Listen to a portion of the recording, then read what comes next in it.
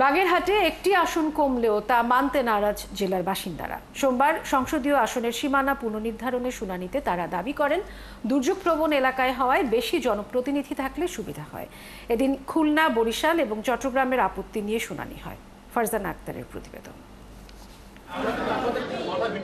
সংসদীয় এলাকার সীমানা পুনর্বহাল দাবি আপত্তির দ্বিতীয় দিনের শুনানি।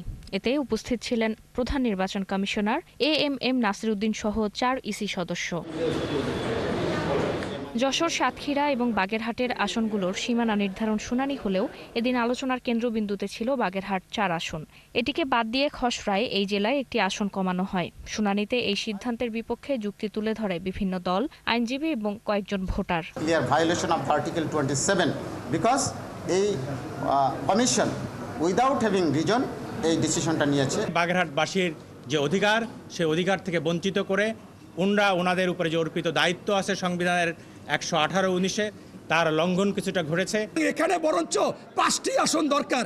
আমি সর্বশেষ বলেছিলাম যে আমি একটু বিপক্ষে কথা বলতে চাই, আমরা 5টি আসন চাই। যশোর এবং সাতক্ষীরা আসনের রাজনৈতিক দলের প্রতিনিধিরা পূর্বের সীমানা বহাল রাখার পক্ষে তাদের যুক্তি তুলে ধরেন। আমরা দেখেছি 2008 সালে সীমানার খসড়ায় বরগুনার আসন সংখ্যা কমানোর বিপক্ষে যুক্তি উপস্থাপন করেন মনোনয়ন প্রত্যাশীরা।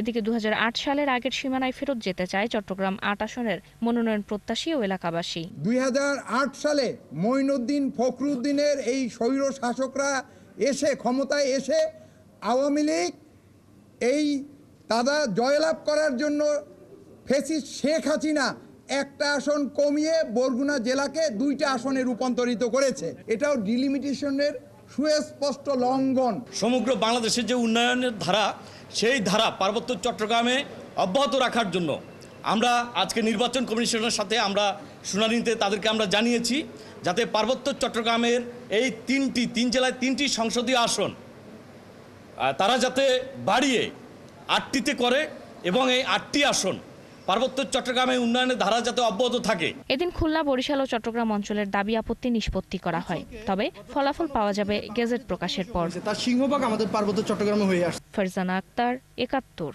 ঢাকা।